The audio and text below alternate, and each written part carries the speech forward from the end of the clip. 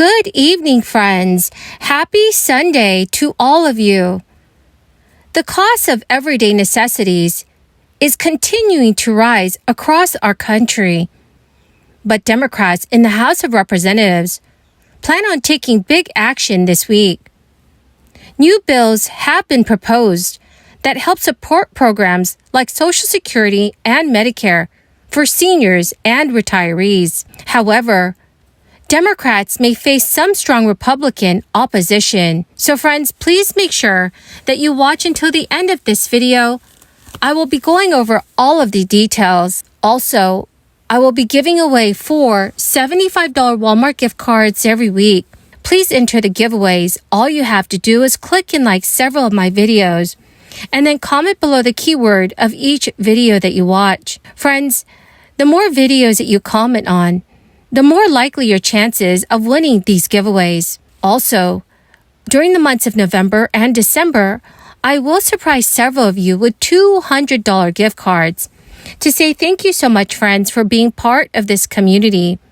I will be announcing a winner for the $200 giveaway at the end of this video, so please make sure that you stay tuned.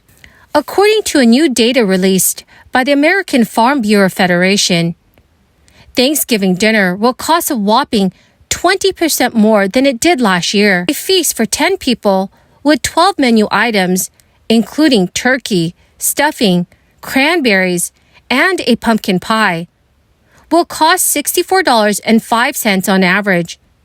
That is up $10.74 from last year. The price of a 16-pound turkey is $28.96 on average this year. That is up 20% from last year. But friends, inflation has cooled off last month just a bit, but still remains elevated at 7.7% for the year ending in October. General inflation is slashing the purchasing power of consumers, is a significant factor which is contributing to the increase in the average cost of this year's Thanksgiving dinner. Lower production and higher costs of labor, transportation, and items are part of the reason why costs have gone up for millions of Americans. But economists closely track consumer spending, which makes up more than 2/3 of the U.S. economy, for any sign of diminishing demand. At the same time, the Federal Reserve has been trying to beat back historically high inflation by raising interest rates in a way that stops short of tipping the country into a recession. The labor market has remained strong, which has helped consumers continue to spend. And now, friends, House Democrats have proposed legislation that could end the former president's tax cuts for the wealthy and corporations. If passed, this could implement some of the biggest tax increases in many decades. But while these tax changes aim to make good on President Biden's promises to tackle inequality, they are smaller scale in an effort to win over moderate Democrat support. The new plan proposes raising the top capital gains tax rate from 20% to 25%, instead of nearly doubling it to 39.6%, as President Biden had initially proposed. And the corporate tax rate would only go up to 26.5% instead of 28%. Biden also proposed eliminating a loophole that allows capital gains passed down a part of an estate to avoid taxation. The president suggested that the Internal Revenue Service needs to do a better job auditing high earners to make sure they're paying their fair share. Tax increases are also designed to help fund an increase in IRS oversight. House Democrats just released an updated version of the tax overhaul, which was outlined by President Biden in April. While there are certainly consistent themes, some of the numbers have been dialed back. The new proposal includes a number of different parts. It would raise the corporate tax rate from 21% to 26.5% for businesses that report income of more than $5 million.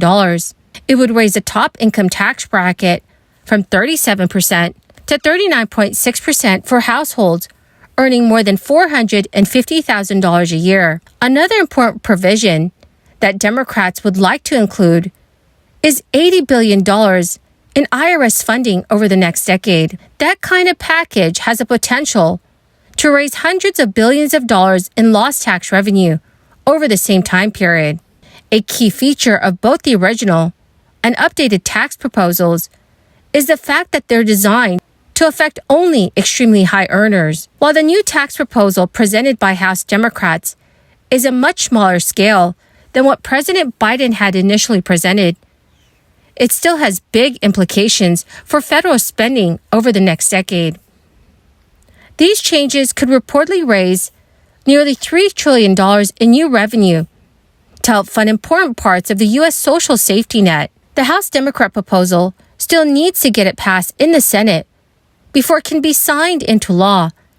And even then, it's only slated to affect some of the highest earners in the country's top 1%. Well, great friends, that is the end of my daily stimulus update video for this Sunday. Thank you so much, friends, for joining me here every day when I post a video. And I want you all to know that I greatly appreciate all of you logging on and watching all of the new videos that I post. The winner of today's $200 gift card giveaway is Joni Maxwell. Congratulations, my dear friend. To claim your gift card, please check your notifications page and send me an email. Or you can also message me on my Facebook page. Thank you, my friends, and have a wonderful and blessed weekend. Last week, a few of my Republican colleagues introduced their counterproposal to President Biden's American Jobs Plan. The senior senator from Mississippi called the proposal, quote, a good faith effort. He wishes to engage with Democrats on an issue that touches every community in America on a subject we all know, infrastructure. I think I speak for the entire Democratic caucus in welcoming this effort from our friends across the aisle. As I mentioned earlier, when it came to the American Rescue Plan for vaccines and vaccinations and cash support for families and help for small businesses and schools, not a single Republican would join us. It's time for us to come together and work on a bipartisan basis. Maybe this is a start. After all, infrastructure is what should unite us. Whether you live in Laurel, Mississippi, or Lakeview section of Chicago, our roads, bridges, our fiber optic networks keep us connected and keep us moving. And as we emerge from this pandemic, it's clear that Americans are ready to get to work, building a stronger country, a healthier country, and a more prosperous country. Sadly, though, the proposal from our Republican friends really fails to meet the once-in-a-generation opportunity test to transform America.